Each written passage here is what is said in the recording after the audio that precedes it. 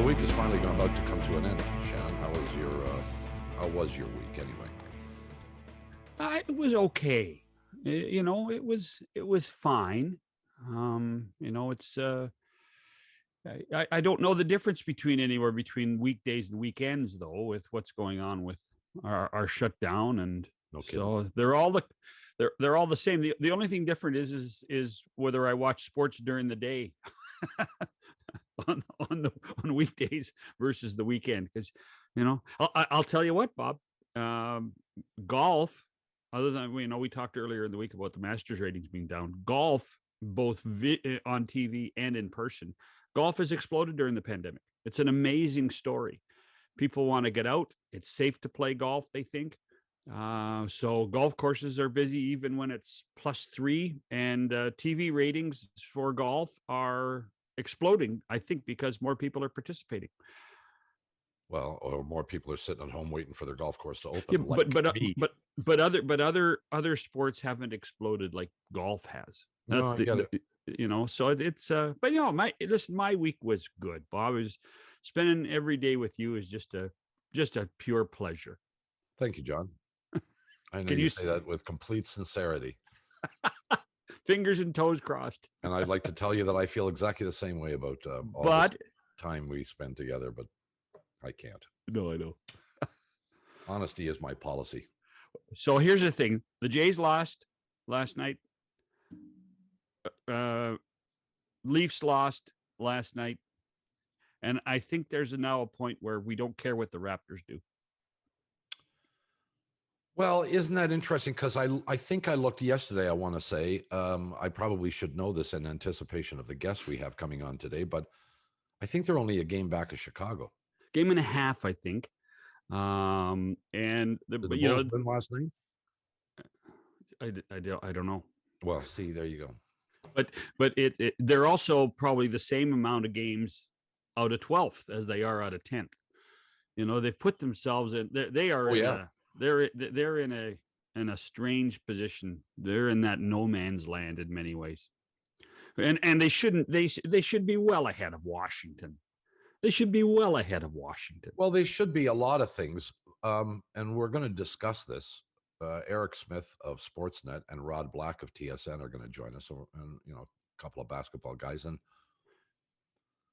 we're going to address a bunch of issues, like how much can you attribute their performance to COVID and or injuries. I mean, they've played most of the last couple of weeks without their point guards or without their guards, their starting guards. Excuse me. Well, now we're trying to find small victories in the play of Malachi Flynn. Well, yes, and but at the end of it, can any team survive and play anywhere near their potential without their two starting guards in the lineup? And I think the answer to that question is no, unless you have your strength of your club is up front, where you've got, say, two superstars at the forward positions. And the Raptors don't have that. Right. The strength of this team is their guards, both from a shooting perspective and a playmaking perspective. And while Flynn has done an okay job, I think probably a more than decent job, he's a baby. He's a rookie. He's a kid. He's not supposed to be playing minutes. He's supposed to be sitting and learning and watching. And if he's going to play, as he did early in the season, you send him down to the G League to get some minutes on the court. And how easy is that now? Well, all of this is tough. Yeah. But it's doable. They did it earlier in the year. He played some games with the farm team. Now he's being asked to do it against high quality NBA opposition. They have a couple of new guys, 4 or 5 new guys that they're trying to integrate into the lineup, and 1 or 2 guys in the middle. And so all of this is the kind of stuff that competitive teams do not do. This is the kind of thing we saw 8 or 9 years ago when the Raptors were trying to build. Yep. Okay. And now we regressed to that point now, where kind of a rebuild, but it's a rebuild around with in the absence of probably your two key players. It'll be interesting to see what Eric and Rod think. Eric Smith, Rod Black will join us, and we'll talk about the Raptors. Do they actually want to get into the postseason? Is there any advantage in not getting in? What do we blame this performance on? And what does if this year is a write-off, what does the immediate future look like? We'll address all those things when we continue after these messages. It's Bob McCown, it's John Shannon. We are back on the program, on radio, online, on podcast, wherever you want to watch it or listen to it, you can. With us, a couple of nerdy basketball guys. Experts, Bob. They're experts. Could need no introduction. Rod Black of TSN on the screen here, and Eric Smith from Sportsnet. Well, you both look beautiful. How are you? Okay, everybody okay? Yeah, everybody looks good. I'm so glad Eric's on here. He brought the average age of this podcast, or as I call it, the old sodcast, down considerably. I like that. Hey, Eric, how are you? Look at that. Look at all the wine that is missing from that wine cellar. Yeah, well, it's been a rough year, so I purposely did that so that maybe Bobcat will send me something from Stony Ridge, just to restock a little bit. For the record, Rod, we were that young once. Yeah, we were. Yeah, we were. Yep, that's a long. It seems like a pandemic ago, though. Oh, it was. Do you realize now it's almost 30 years since I told you couldn't rollerblade down the streets of Barcelona? That is a great story. So here we're doing the Barcelona Olympics, and Rod's our primetime host, and I'm producing the primetime show, and we get off the air at 5 a.m. Barcelona time, and it's still dark.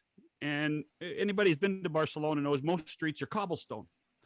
And here we have the face of our network.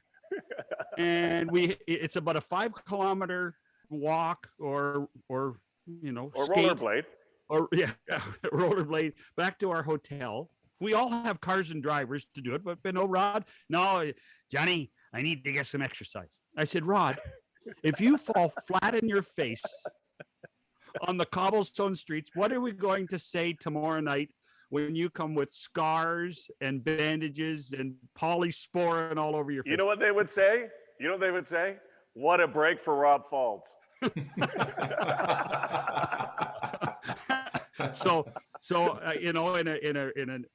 an act of dictatorial power, the primetime producer told the primetime anchor, "You cannot rollerblade back to the hotel anymore." And he wasn't mad. Wait a second. You did not say that. You stole my rollerblades, and it's impossible to rent rollerblades in Barcelona, Spain. And so you stole them, and I was wondering where they went. And you had this sheepish look on your face at the time. But I remember it like yesterday. It was one of the greatest times of my life working with you, JS. I know Bobcat would agree, and sure. Eric as well. Johnny Shannon, you are one of the great guys to work with, and I've had the pleasure through the years. And we've got a lot of stories. We could actually put a podcast or an old sodcast together, just telling those stories. By the way, podcasts these days, guys, are like buttholes. Everybody's got one. Oh wait, you guys got one too. Yep. The difference is some are prettier than others. Well, here's the thing. You got a nice butt. I must say, this is a good podcast, because everybody's got a podcast. I think my kid's got a podcast. I think there are 100,000 of them in Canada. 100,000 podcasts, wow. Which is a staggering number, isn't it? There's only a few good ones like this one. Well, up until today. We'll see how today goes. Yeah, that's right. So we were chatting off the top before you two dum-dums arrived about the Toronto Raptors and their performance this year, and trying to get an assessment of how we evaluate this team. Can you honestly evaluate them? I think we would all concede, you'll correct me if I'm wrong, that this is nowhere near the championship team of a couple of years ago. that they simply aren't in that category. But where are they? And then subsequently, we'll address where are they going. Injuries, COVID have devastated this team. They're missing both their starting guards. Nobody wins in the NBA with your starting guards out. But E, to you first, since Blackie has been chatting for a bit here. When you look at this team, what do you see? I still want to know if Rod actually packed the rollerblades to go to Barcelona with the rollerblades. So you can tell us the rest of that. You did. Nodded. Yes, he did. That's impressive. Absolutely. Wow, that's beyond impressive, Roddy. You know, like you're not worried about the weight in your bag because you really needed those rollerblades for Barcelona. I'm impressed. Eric, he was a star. He was a star. He still is. Now, what do you mean was? Now years later, all I pack are cases of Jay Lore to hang out with Leo Retwins. That's when we traveled. Eric, answer the damn question. So Bobcat, the other thing I would throw into that as well is injuries and COVID and relocation as well. And I think the impact of that and being away from Toronto and down in Tampa and not really having a home arena to play in. And I think that is factored into everything and just the upheaval and the disheveled mess that has been the season for the Raptors overall. So I don't know if we can truly evaluate where they're at right now, Bob, because we haven't seen this team arguably together for at least 8 weeks, if not longer. If you go back to the beginning of March and when all the health and safety protocols started and losing Pascal and losing Van Vliet and losing 5-6 guys from your lineup, the Raptors haven't had more than 8 to 10, 11 healthy bodies for damn near 2 full months now. And in the midst of all this, winning 1 game in the entire month of March, they're still knocking on the door of that 10th seed and trying to slide into that play-in tournament, which is ridiculous. I just don't know where they're at. I really don't. I don't have a great answer for you in terms of how you evaluate this year, let alone when the dust settles, the season ends, no matter where they land, what does become of the summertime? What does become of Kyle Lowry? You've already traded Norman Powell. What does the future look like with a core of OG, Fred, and Pascal? It's just, I think there's more questions right now and not a lot of answers, at least not a lot of clear answers. Black, you on board with that? Yeah, and I think Eric said a key word, evaluate. Here, they're not as good. Let's put it this way. They are not as good as the championship team. You'd have to be a fool to say that. I mean, clearly without a Kawhi Leonard, that core that they had, Serge Ibaka, Marcus Gasol, you looked at down the list, they had the pedigree to win and they won. I thought in the bubble last year, even without Kawhi, they had a chance. They looked good, and I think it was the residue from the championship that still existed. And let's face it, we call Kyle Lowry the greatest Raptor of all time, not because he's the most skilled Raptor of all time. It's just because he wore that dinosaur like no other player has ever worn it and has been a leader. But right now, I think the word is evaluate. You look at what they're doing, and I think the word tank gets thrown around a lot. I'm going to tell you guys right now, they are not tanking. A tank, in my mind, under the definition, and I think you all would agree, a tank is when you just throw everything into the wind, you don't play anybody, you lose every game so you can get a generational player. There is no generational player in this year's draft. There are some good draft picks. Would they like to probably fold up the tent a little bit in the back of their minds and just disperse and get ready for next season? I do think that might be there.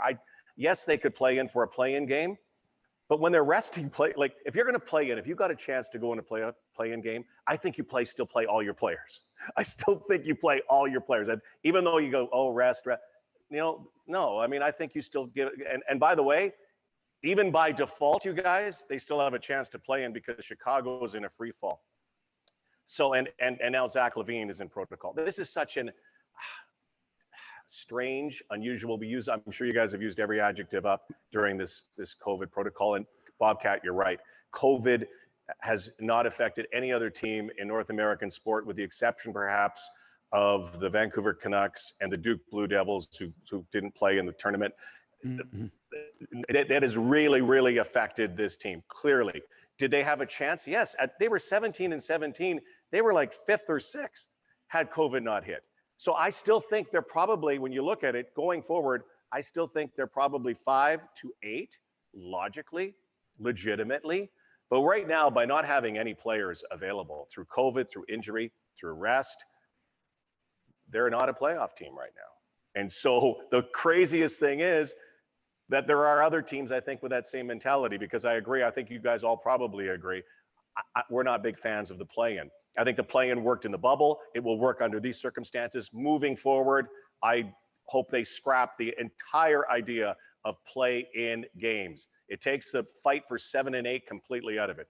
So again, I think there is a big question mark around it. I don't think they are as good clearly as a championship team, but I do think they fit down that rung, maybe 5, 6, 7, 8. And now they got to move ahead, and they've got to kind of find that player who can play with their core, their three players that they have, because I have a feeling that Kyle Lowry's days as a Toronto Raptor are probably coming to an end. You do? I do. I think that. So you would have traded him? And trust me, I love Kyle. I mean, as a person, as a player. This is a business decision. Yeah, it's a business. I totally think that the Raptors were on board to move him. I completely. It's a $30 million contract that was sitting there. They still have to pay it out. But moving forward, is Kyle Lowry going to make $30 million next year? I mean, this is just market price stuff. Is he worth it to a team? I am surprised a team didn't grab Kyle Lowry. Like Denver, do you think Denver would like Kyle Lowry right now? Do you think the Lakers would like Kyle Lowry right now? Kyle Lowry may not be as skilled as I said as the other guy. The guy knows how to win. He knows how to lead. So yeah, I just think there wasn't the transformational deal that the Raptors needed, and the picks and something back at the time. I completely believe they were trying to move him before the deadline, but they asked for a lot, and nobody was really willing to bite. It's just business. I mean, are they going to pay Kyle Lowry $30 million next year? Well, No. would they have to pay Kyle Lowry $30 million? No. But I mean, I think I don't know what Eric feels, but I think, Kyle's going to take, hey, he's 34, 35 years old. He's going to take a significant cut. I mean, but he might be that kind of guy that says, maybe even he wants to stay. Maybe Kyle Lowry wants to stay and say he'll play for 20. That's still $20 million is a big hit on this. Let's put it this way: they've got almost $70 million tied up in 3 players. That's a lot of money. What I find interesting and what makes me kind of I don't know, guys, the spidey senses start to tingle a little bit is, and it ties into everything you've talked about, Rod. The sort of confusion of you might not be great, but yet you're not tanking, but yet you're resting players. Well, you ultimately decided to not trade Kyle Lowry. And I'm a big proponent of don't just make a deal for the sake of making a deal. Don't make a bad deal. I mean, you look at what Houston got for Victor Oladipo. Kyle Lowry's a better player than Victor Oladipo, but with due respect, I don't really have any interest in Kelly Olynyk and Avery Bradley. If the Rockets wanted to take that on just to unload Victor Oladipo, so be it. Sounds like the Raptors were fairly close to 2 separate deals with Miami and LA right up until the last minute. I would have loved Tyler Hero. Tyler Hero would have been, and actually that's the guy they wanted, I think, and they took Orlando took him, or Miami took him off the table. Yeah, that was the sticking point, I think, based on everything I've heard. It was that they were willing to give up Duncan Robinson, but the Raptors wanted Tyler Hero. If the Heat throw Tyler Hero in, the deal probably gets done. But the reason I say, Bobcat and John and Rob, my spidey senses, I could be dead wrong with this theory. But, John, you kind of perked up when Rod said that he thought Kyle might be gone. And I kind of tend to agree with you, John, in that I'm not quite sure what's going to happen in the offseason. I think I'm leaning more towards Lowry is going to go somewhere else. But if you ultimately did not make a trade for the guy, you kept him, but now you're not playing him. Well, if you were not going to play him, then why wouldn't you have just dealt him? Why wouldn't you have just gone the complete opposite way of everything I just said? Why not just make a deal then? Why not bring back something just to get something? If you ultimately decided the right deal wasn't there for you, so you're going to keep this guy, well, then keep him and play him. Otherwise, what's the point in having him if you're not playing him? So, here's the thing, I was going to say, Roddy, he was initially out. He was initially out with the injury. But the last 2 games, unless they're now just kind of massaging the wording, but they don't want to say injury anymore, they've legitimately said rest. Okay, so is this rest? Is he hurt still? Is it still the toe? Is it an infection again? Or is it rest? And that's where I find it kind of weird what's happening a little bit. Yeah, it is weird. Unless as well, I mean, I do think the toe, by the way, that toe infection was brutal, somebody told me, and that's why he did not play at the time. Is it rest? If it is rest, is it a rest down the stretch to keep him healthy for a potential sign and trade? Like, right. That's another thing. We live in a world of conspiracy theories now. And I guess the only 3 people that know, or 4, I guess, 4 people know what's going on. Masai Ujiri, Bobby Webster, Kyle Lowry, and probably the most significant person in the whole mix is Kyle Lowry's agent, because agents still rule the roost in many ways. So I agree with you totally, Eric, on all of that, because it just seems strange. You still can go in and fight. The issue, I think, what's happening is that they probably want to fall down. I would think if I was Masai, I would like to fall down to get a nice pick. That's me. I'm just putting my hat on. I would like to get a nice pick, try to maybe get into the lottery. Again, not a generational player. The problem is all of these kids who are playing right now, the people that Nick are putting into the lineup, and Nick's a winner. Malachi Flynn, how is he going to develop and get evaluated? He's got to win. Freddie Gillespie, what's he got to do? He's got to win. Gary Trent, what does he got to do? He's got to win. All of these kids are doing what the Raptors did when they traded Rudy Gay. Remember that, when they traded them and they were going to tank for Andrew Wiggins. Guess what? Patrick Patterson, John Salmons, they all came over. Guys, they started winning. And by the way, it changed the franchise forever because they didn't tank for Andrew Wiggins, or tried to at least. Look what happened. We went into an era of constant appearances in the playoffs. Well, which again, we have divergent viewpoints here. Well, I'm not even sure we have viewpoints. We have opinions on what this organization might be trying to do. And there are moments where I'm not even sure that they know exactly. No, Bob, they've already decided what the future is, because they've already told you what their core is. They got Freddie, they got Anunoby, and they got Pascal. But we're talking about Lowry and his future and what you do with it. And Blackie said, talked about a sign and trade. I find it difficult to believe that a team would pass on Kyle Lowry when you could have got him for something, but you could have got him at a meaningful time of the year, for a guy who has playoff experience and championship experience. You pass on that, but then you're going to come back with him 6 months older, to sign a 2-year contract with him to start next year through a sign and trade. I don't see that. I think the Raptors have now committed themselves to either letting Kyle Lowry walk or re-signing him next year, presumably at a lower number. And Blackie, you I think said 20 million, and that doesn't seem unreasonable to me. Well, you tell you what, Masai and Bobby Webster sat on trade deadline day and played poker, and in my opinion, lost. They played poker because they thought somebody would actually take that. Okay, yeah, we'll give the hero. We'll give you somebody off our roster in LA. And in the end, the other team folded first.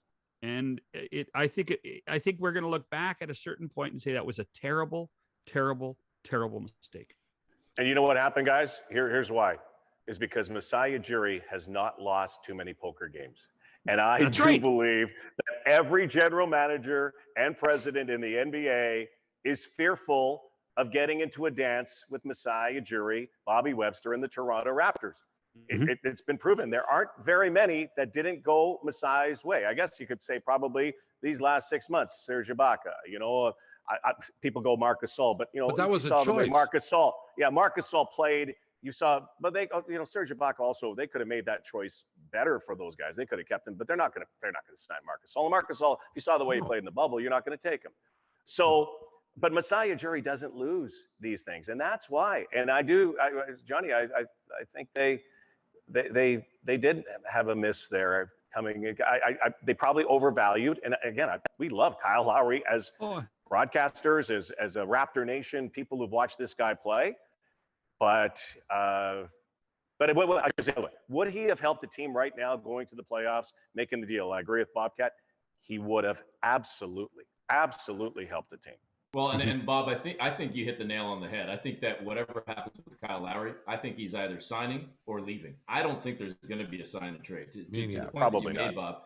If you use Miami as the example, and based on things I've heard, they're the leading candidate. If it's not Toronto, then it's Miami, and even if it's for no other reason, get a little bit of heat for Kyle, and he can golf year round and whatnot. But yeah, the Heat might be looking at it for the same way we're evaluating what are the Toronto Raptors. The Heat have been up and down this season. They've dealt with COVID. They're going to be a playoff team. It certainly looks like. So then why lose even a Duncan Robinson, let alone a Tyler Hero? You know what? We'll just chill. We're probably not making it back to the championship again this year. We're probably not winning the championship, but we'll wait and gear up for next year. We'll get rid of this bizarro world COVID season, and we'll just sign Kyle Lowry as a free agent in the offseason. and let Kyle Lowry play with Tyler Hero, play with Duncan Robinson, play with Jimmy Butler and Bam Adebayo, and not touch the core of our young pieces. And we'll add that guy next year when it's an 82-game season, and knock on wood, we're living in a bit more of a normal time, normal world, and we can go forward with that. And I can see the mentality from the Heat's perspective to say, you know what, then we're not blinking. And that's why, John, part of me says, we're arguing, maybe splitting hairs here. Did he lose the poker game, or did he fold? Did he ultimately say, no, I don't want to take part in this hand again, because I don't want to take something back that I really don't want. So if I'm not getting what I want, I'm out of this round. I'm out of this hand. That's fair. That I mean, that's totally fair. But in the end, you as a manager in any sport, if you have an asset, you have to use your asset to the best capability for the long-term success of your team. And I think you have to ask the question, does Lowry, over the next 18 months, is he going to become an asset for this organization? And every person has their own answer, and every person can get sentimental, but this is a cold-hearted business. And this is one where you say, what's best for the Toronto Raptors 2 years from now? And the answer is not with Kyle Lowry on it. I'm sorry, it isn't. Yeah, he's a diminishing, again, Father Time undefeated. There's a lot of miles on the odometer. I mean, you can only take so many charges for such a long time. And let's face it, they've also by signing Fred VanVleet to that monster contract, they've also said who their future point guard is. Now they got Malachi Flynn, who could be that apprentice underneath. We saw OG Anunoby the other night play the off guard. There's something there to be said about where they're going to go. They need other pieces, but let's say it's a $20 million question. John, you're absolutely right. You sign players as a general manager. You sign players in every sport. You know why you sign them? To replace them someday. Sure. To replace them someday, and that it sounds cruel. People, oh no, we're going to build a statue. No, they probably will.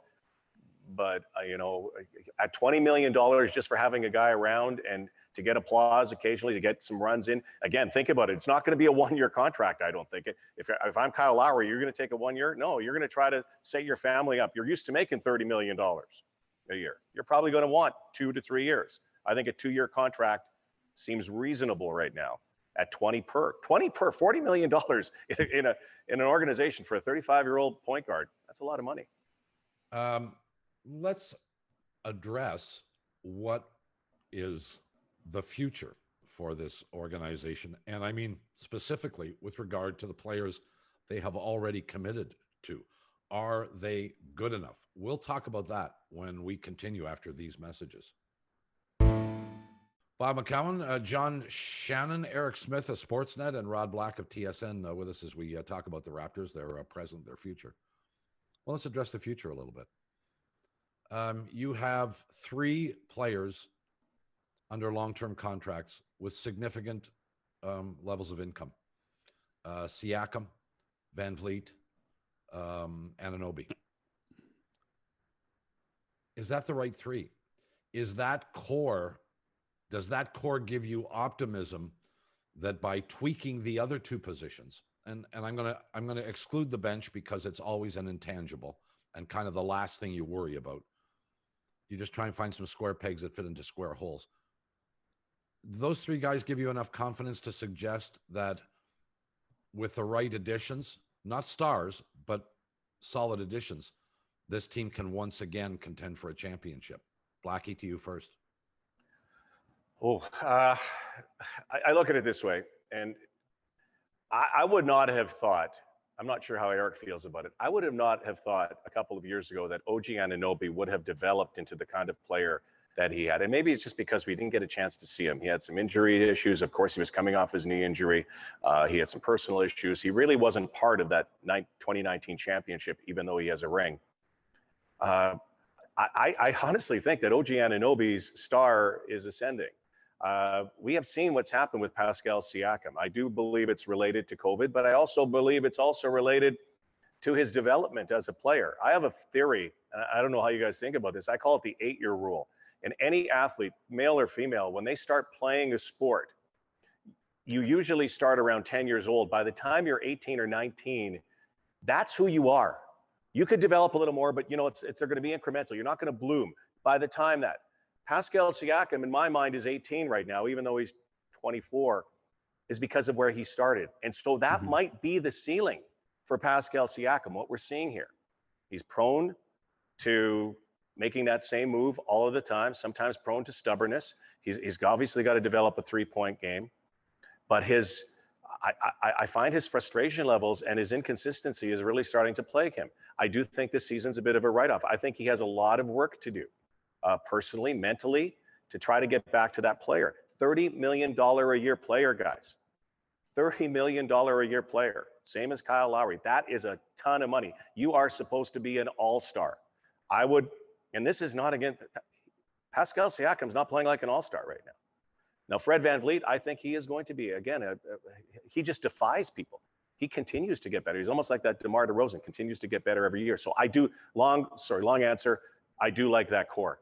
But are they the big three? Look in the East. Look at the threesomes that they have, and you have to have a trio. You look at those. I'm not sure. I still think they have to go out and get another player if they can find another player. Look how Kawhi dropped in their lap. I don't think there's another Kawhi is going to drop on anybody's lap anytime soon. So moving forward, as I said before, do the math. They're gonna, if they can get 25 a game, that's 75 points. You get to 110 points. Where's those other points going to come from?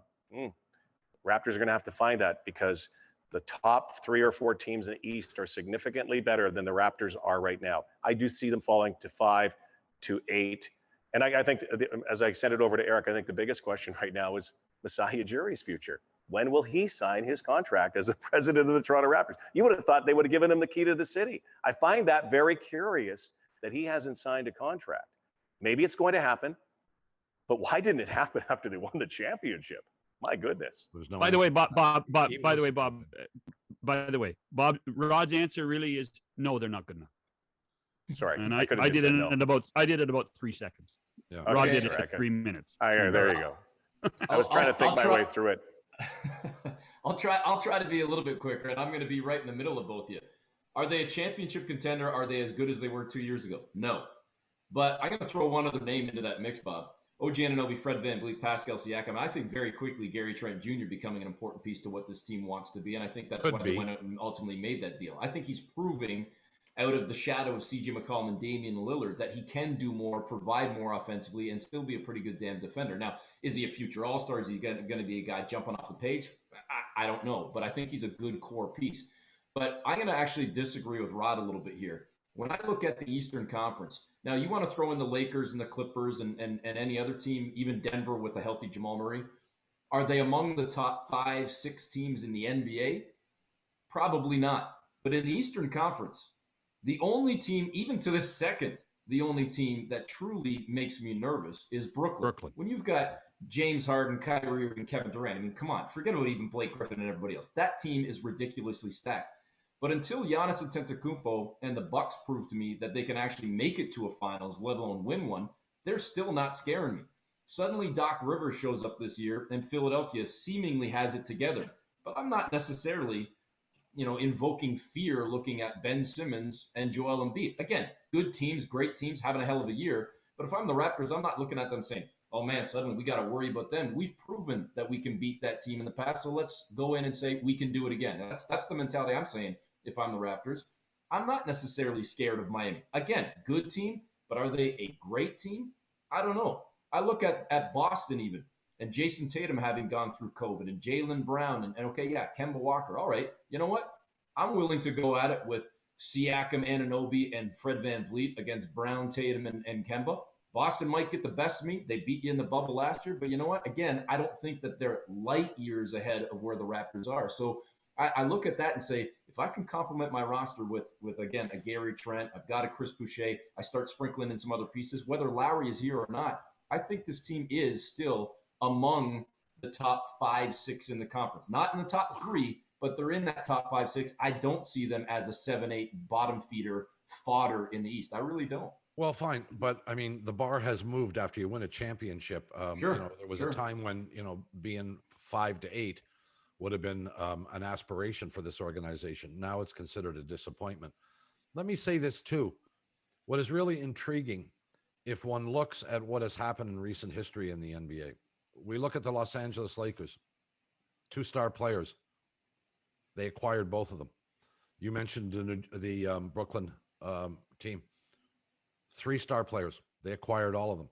Miami, when they won championships, had 3-star players. They acquired 2 of the 3. It is so rare. did Boston. So did Boston in their, when they had the big 3. It is rare that you build from within and are able to create enough quality so that going out and getting just one player to fill a need, which is what the Raptors did for 19, essentially. Mm-hmm.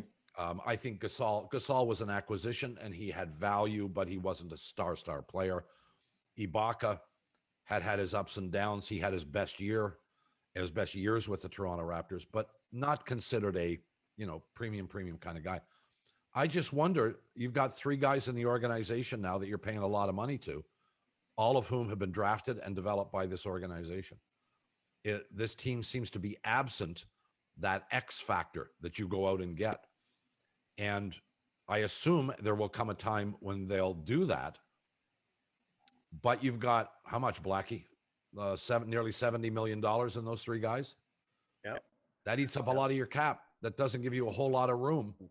And you may have to get more than one of those guys.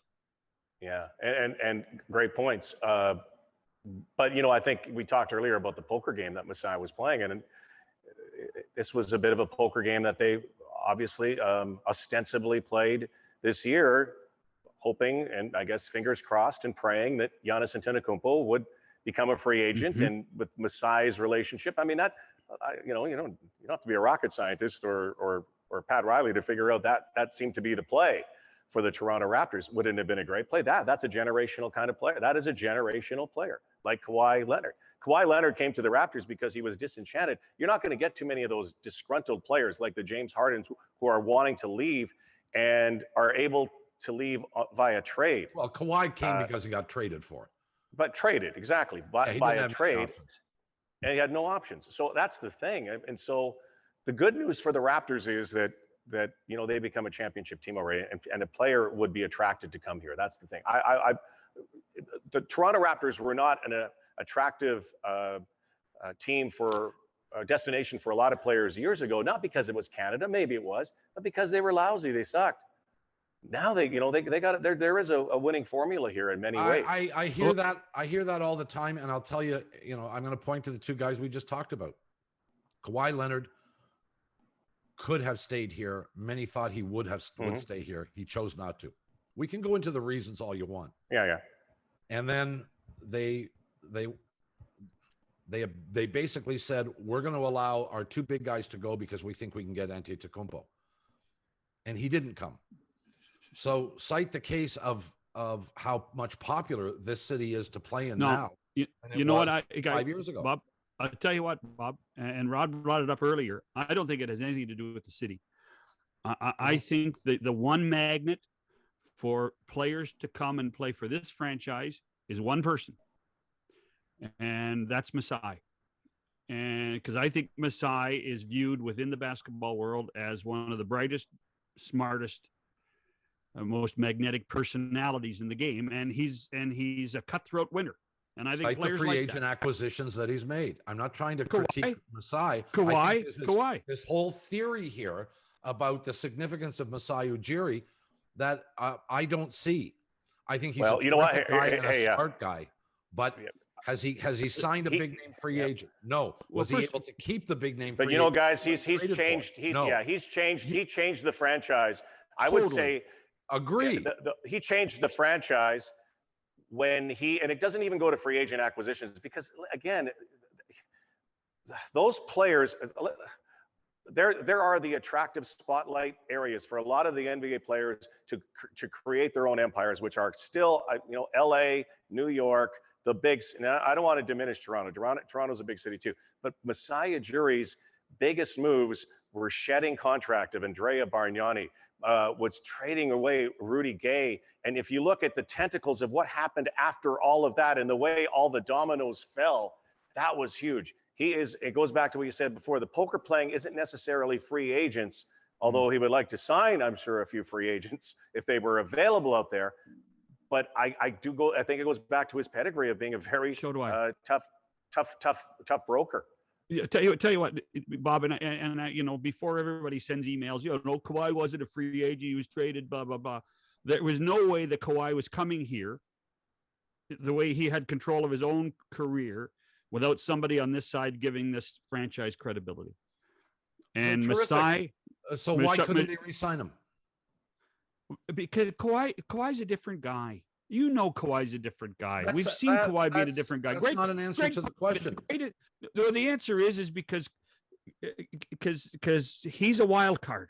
Kawhi's a wild card, more so than any other person. He wanted to live in Southern California. Kawhi had 1 foot out the door for most of his time in Toronto. Sure, before he got 1 foot in. Hey guys, here's the other thing too, and at the risk of resurfacing the old argument, in the exact same summer, and I acknowledge that the Islanders were not coming off a Stanley Cup like the Toronto Raptors were coming off an NBA championship. But damn near everybody in Toronto was lining up saying, John Tavares, he's coming back home. He wanted to come home. He wanted to be home. He slept in Maple Leaf pajamas in a Maple Leaf bedroom. He's coming back to his childhood team. Kawhi Leonard wanted to go home to Southern California. I don't know if he wanted to be a Clipper, but he wanted to go home. And everybody seems to forget about the fact that it was great that Tavares came to the Leafs, but Toronto lost Kawhi Leonard. Well, the exact same thing happened to the hockey team in acquiring one of the top talents in the league. So I think it was a bit of a bizarro case, Bobcat, in terms of Kawhi. Had the Raptors, had the Raptors been in a situation where the LA Clippers did not have the financial room that they did, maybe Kawhi stays because they would not have had the money to be able to sign Kawhi Leonard. Maybe Kawhi tries to force their hand into a sign and trade. Maybe that happens. But it was one of those perfect storm things where a team in his backyard had the truck to be able to back up. If it was Memphis or Milwaukee or Minnesota that had the truck to back up, Kawhi Leonard's not playing in those cities, and he's probably still a Toronto Raptor right now. Or again, he was dealt in a sign and trade. And the other thing is, from a free agent perspective, any player that this team is going to go after, and they say, here's our truck full of money. The first question the player or his agent's going to ask is, well, Masai, are you going to be here too? Are you going to be here, Masai? Because we trust you. We believe in you. We know what you can do. And I think to Rod's point way earlier, I think that's the biggest question this franchise has right now. I really do. I think, because that will set the tone. That will set the tone. That's not a knock at Bobby Webster or Nick or anybody. This is Masai's team. It will always be Masai's team as long as he's here. Well, we could go on, and I'm going to argue the merits of this, but we are forced by the clock to suspend operations for the moment. Start consuming that wine when your wine cellar is completely empty. Give me a call, and we'll see what we can do. Okay. I think he just phoned you. He just phoned you just now. Yeah. Blackie, if you have any more logoed items that you can wear on your next appearance, we'd appreciate it. I will. I have a Bobcat logo. I just put this on. I was just having a bad head day. But it was good to see all you boys. Hopefully we can see each other in person. We'll do it again, hopefully, not too far down the road. Rod Black, Eric Smith. We'll come back and wrap it up after these messages. McCown and Shannon, to wrap it up again, our thanks to Eric Smith and Rod Black for joining us. Well, we decided nothing. Well, we didn't agree on anything. Oh. I don't know. Well, that's okay. That's nothing new. What have you decided? Well, look, I think the evidence doesn't suggest, it states that building a team internally is almost an impossibility if you intend to win a championship. You're going to have to go out and you're going to have to acquire big name, high profile, expensive, proven assets that have been developed elsewhere. Brooklyn is in the process of doing that now. The Lakers have already done it and won a championship. Miami did it. Cleveland won a championship when they brought LeBron back home. Who hasn't followed that philosophy over the past 10 years has won a championship with homegrown talent? And the answer is, I don't think anybody. I think Golden State. I think Golden State did. I think Golden State did. When you look at the core that team They're the last. Yeah. Yeah. But even the Raptors you know, don't win without Kawhi for sure, but we forget Ibaka and even Gasol, who were acquired. And Ibaka was at least a very significant member of that championship team. And really, it's one of the key things on all this is that this is a league, and these are players now that are prepared to take short-term contracts and opt-out contracts, so that next year they can make twice as much money. And that's the personality of the NBA right now. Well, if Masai was talking, and he's not, it would be really interesting to know how confident he was, truthfully, in his ability to get Antetokounmpo to come here, because it seemed to me that he sold his soul and made his decisions on the two big guys based on the premise that he thought he was going to get them, and he didn't. And he can't do that. I mean, that's a tamper. Adam Silver would fight him $1 million for tampering, so he can't talk about that. He had some level of confidence, I would have to think, wouldn't you? I mean, would you have made? Oh, sure, I do, but we will never know until he's out of the game. Well, perhaps that will come someday too, while we're still alive. We must get out of here. Y'all have yourselves a swell weekend, and if the creek don't rise, we'll see you again on Monday. For John Shannon,